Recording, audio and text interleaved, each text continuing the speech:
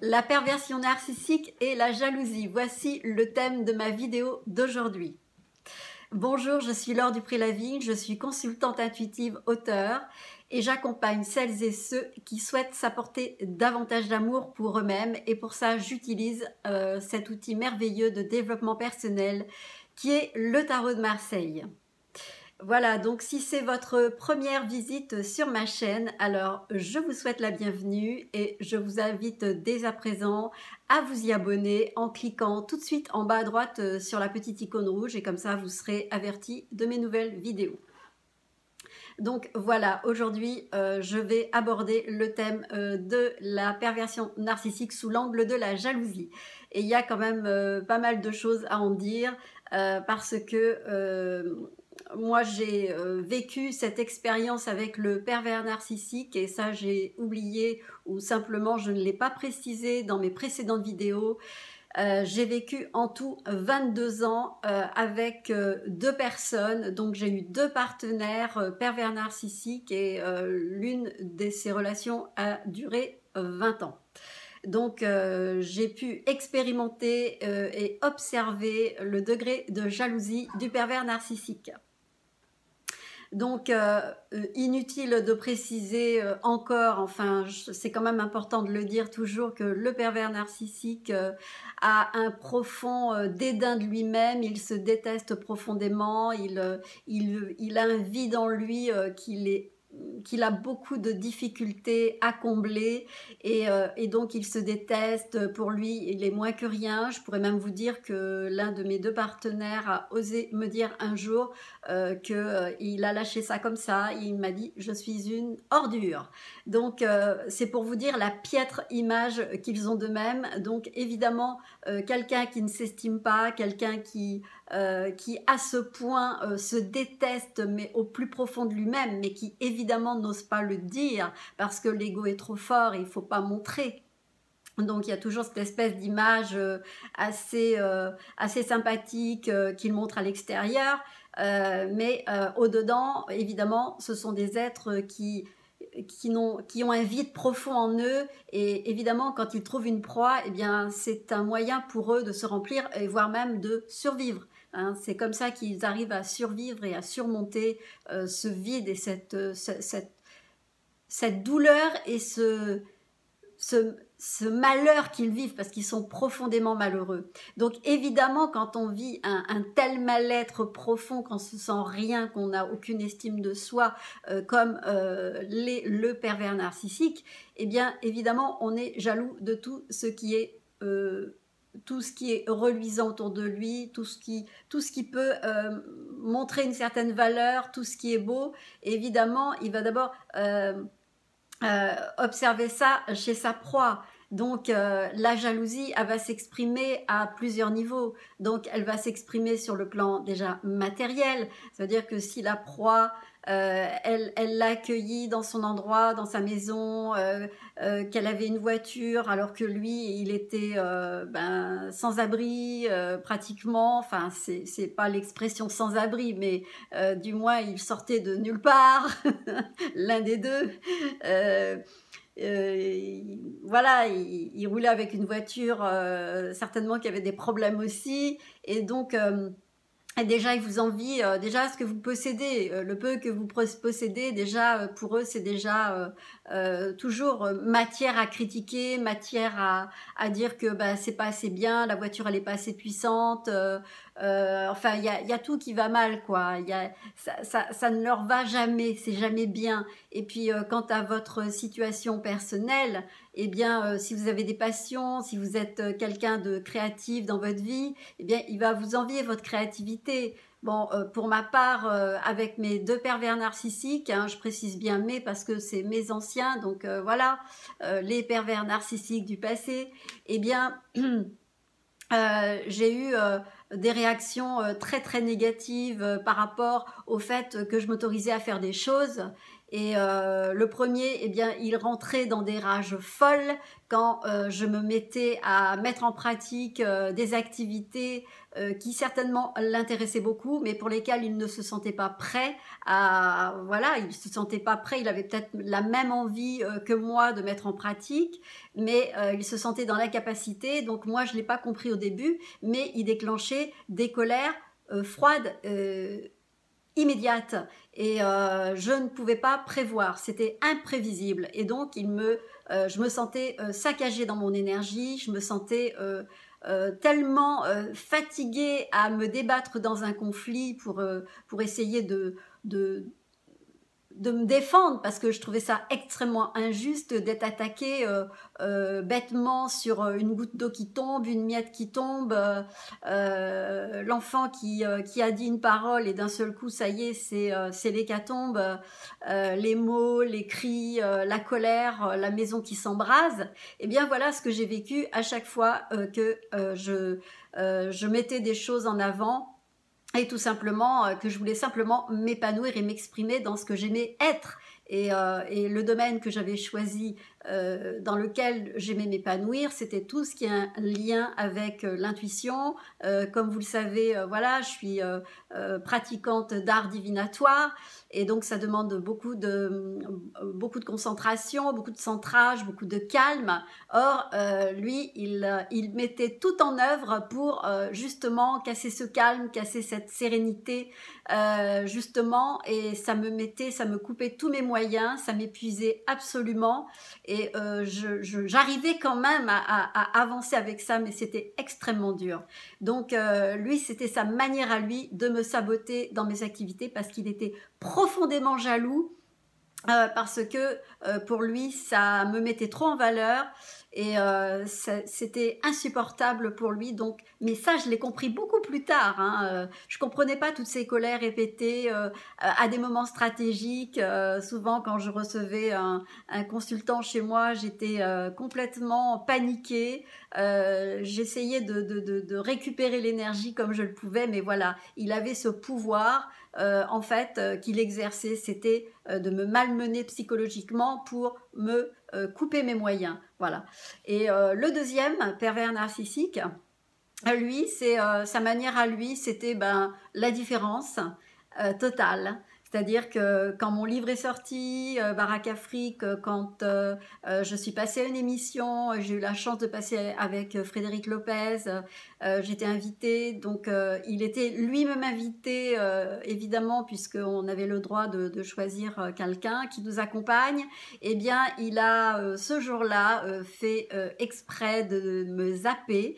Et l'invitation, eh bien, il n'a pas voulu l'accepter parce que justement, il n'était pas en première place, il n'avait pas le premier rôle, il n'était pas celui, bien écoutez, qui était qu'on allait mettre en avant et il m'a littéralement zappé ce jour-là en restant toute la journée enfermé dans sa chambre et il a attendu que je rentre le soir et je l'ai retrouvé comme ça accroupi dans un coin de la chambre en train de méditer et il était même pas pressé de savoir véritablement si ça s'était bien passé, mais il avait volontairement zapper ce rendez-vous pour peut-être m'humilier parce que ça c'était sa manière à lui de me montrer qu'il était jaloux. Donc cette jalousie elle s'exprimait vraiment c'était clair pour moi, là j'avais une vision qui était très très claire et pourtant je lui laissais toute la place. J'étais contente qu'il m'accompagne, qu'il me soutienne, etc. Mais volontairement, il a choisi de ne pas être là juste pour me casser, pour me dire, eh ben, écoute, je vais pas t'en donner davantage et je vais rester à la maison parce que moi, je me sens tellement mal, je me sens tellement nulle, je me sens tellement rien, alors que c'était pas moi ma pensée, mais c'est ce que lui, il ressentait au fond de lui-même. Donc, voilà, sa jalousie, de quelle façon elle a pu se manifester. Ensuite, j'ai pu l'observer aussi par rapport à mes animaux. Mon deuxième pervers narcissique trouvait que mes animaux étaient totalement, et comme je l'avais dit dans une autre vidéo, il m'a dit, mais ce sont tes animaux, ils ne servent à rien. Franchement, je ne vois pas pourquoi. Ils n'apportent que de l'inconfort, des poils. Ils sont là, ils te regardent. Enfin, il avait un regard sur mes animaux qui était tellement négatif que il les voyait vraiment comme des intrus dans la maison. Et je dirais même qu'avec le mâle, parce que j'ai 3 chats et j'en ai un qui est très très proche de moi, eh bien le mâle et mon pervers narcissique avaient une rivalité tous les deux. Ça veut dire que l'un regardait l'autre et mon mâle qui était, comme vous le savez, tous les chats sont quand même très réceptifs. Donc il savait que le pervers narcissique avec qui j'étais était haineux vis-à-vis des animaux. Donc lui, il le provoquait. Mon chat le provoquait. Il venait sauter sur mes genoux. Il venait sauter sur le meuble, même sauter à la table directement devant son nez pour l'énerver. Et franchement, il n'avait pas peur parce que le pervers narcissique avec qui je vivais, il n'était pas très, très gentil. Et je suis sûre que quand j'avais le dos tourné, mes chats, je ne sais pas ce qu'ils ont vu ou subi, mais bref, je pense qu'il n'était pas très cool avec eux. Mais en tout cas, voilà, il était jaloux des animaux parce que j'accordais beaucoup d'attention à mes chats, parce que je caressais mes chats, parce que pendant que je caressais mes chats ou que je parlais à mes chats, eh bien, lui, je lui accordais pas de l'attention. Or, le pervers narcissique ne supporte pas qu'on l'ignore. Il supporte pas qu'on le zappe, il supporte pas qu'on regarde autre chose que lui, il ne supporte pas qu'on aime quelqu'un d'autre que lui. Donc, pour lui, les animaux, c'était des êtres pour qui il avait développé de la jalousie. Ensuite, il avait aussi de la jalousie pour vos amis, pour mes amis. Donc, amis, famille, toutes les personnes qui m'appellent, chaque appel que je reçois, chaque petite sonnerie sur mon téléphone, c'était sujet à, eh bien, mais qui est-ce qui t'appelle? Il avait toujours besoin de savoir, franchement, qui était connecté avec moi. C'était vraiment c'était agaçant parce que c'était du contrôle permanent, c'était super énervant parce que j'étais toujours obligée de me justifier de qui me parle, qu'est-ce qu'on me raconte, enfin, c'est comme si j'avais besoin de lui faire un compte-rendu détaillé de tout ce que je vis. Or, c'est juste insupportable, c'est contre la liberté et c'est n'importe quoi. Donc, cette jalousie, elle se manifestait évidemment, voilà, par rapport à toutes les communications que j'avais à l'extérieur et les gens qui me sollicitaient. Évidemment, nous les proies, on est beaucoup sollicités, les gens viennent nous voir, avoir des conseils, et ça venait de peut-être une amie, d'une sœur, enfin des gens autour de moi. Et ça même, il ne le supportait pas. Alors que lui-même passait des heures au téléphone à me zapper, à passer devant mon nez. Et ça ne le dérangeait pas. Mais par contre, il ne supportait absolument pas que mon attention soit tournée sur autre chose que lui. Et ça, c'était vraiment une attitude que j'observais qui était absolument récurrente chez mes 2 pervers narcissiques. Le premier, il ne supportait pas ses propres enfants, donc pour lui, c'était impossible. Il voulait sa femme pour lui tout seul. Et donc, c'est comme si il avait mis une exclusivité sur moi et les enfants étaient là et le dérangeaient, mais vraiment. Donc, voilà, le pervers narcissique, c'est un enfant, c'est quelqu'un qui a besoin d'une attention constante et juste, c'est pas possible, quoi. Donc, cette jalousie, ça devient vraiment, à un moment donné, incommodant, agaçant, fatigant et en plus, très... en, à un moment donné, ça développe de la culpabilité parce que le fait de savoir que toute l'attention est concentrée sur lui, eh bien, moi, je pouvais me sentir coupable aussi de ne pas m'occuper peut-être suffisamment de mes enfants, l'attitude ou l'attention que je peux avoir pour mes amis, etc. Vous voyez, j'avais l'impression que je focalisais tout sur lui, évidemment parce que je voulais qu'il m'aime, et évidemment, l'un et l'autre, donc j'avais peur du rejet, j'avais peur de l'abandon. Donc le fait de mobiliser toute l'attention sur lui, c'était ça. Et cette jalousie, mon pervers narcissique, en tout cas le deuxième, l'a montré aussi du côté évidemment de la jante masculine. Alors là, n'en parlons pas. Il était mais habité par le fait que je le trompais, il avait que ça en tête, le premier jour où il est rentré dans ma maison, il n'a eu de cesse que de développer une espèce il était parano, quoi. Il ne pensait qu'à ça. Il n'imaginait que ça, qu'il y avait quelqu'un qui était là, tout près, et qui pouvait être mon amant. Et mais il n'avait que ça dans la tête. Il rêvait, il en parlait, des fois il se mettait en retrait. Je voyais qu'il allait chercher des réponses d'une certaine façon. Franchement, c'était vraiment insupportable. Et quand j'étais au volant et que je conduisais et qu'il était à côté de moi, il était même jaloux du regard que je pouvais porter sur le passant qui traverse, qui est le piéton, sur la personne qui marche le long du trottoir, parce que évidemment quand on conduit on est un petit peu obligé d'être prudent et d'avoir vraiment les yeux un peu partout. Or, mon pervers narcissique n'avait pas compris que voilà, mon regard avait croisé celui un automobiliste et que voilà, on s'était regardé comme ça, mais ça arrive tous les jours, ça. Je veux dire, sauf si on est enfermé quelque part et qu'on parle à personne.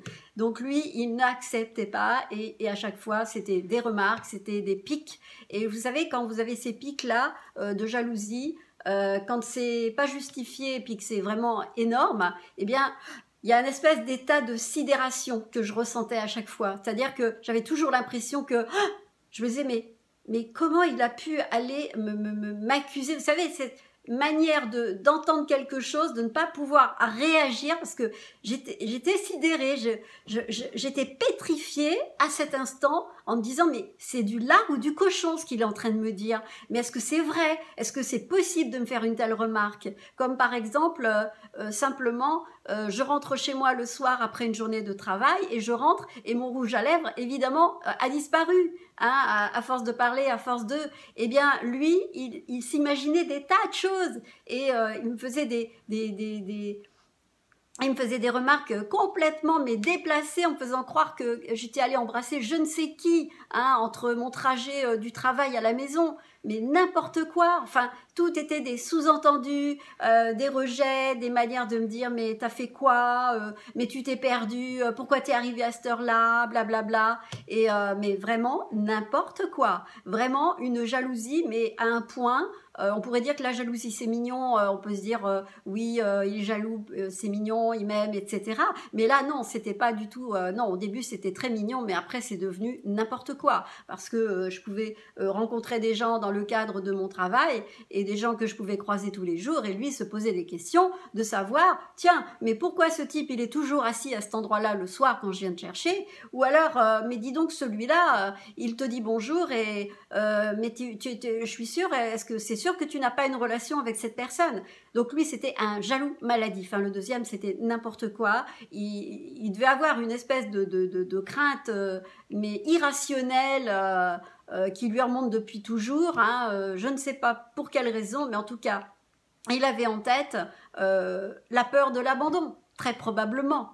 Hein, la peur. Donc, il se vantait haut et fort d'être un homme fidèle, sain, comme il le disait, et finalement, eh bien ça, je le réserve pour une autre vidéo, mais je parlerai de la perversion narcissique et de la fidélité, en tout cas la soi-disant fidélité, parce que sachez quand même que c'est quelqu'un qui passe son temps à mentir. Donc, si vous vivez avec un homme pervers narcissique, ne croyez pas ce qu'il vous raconte.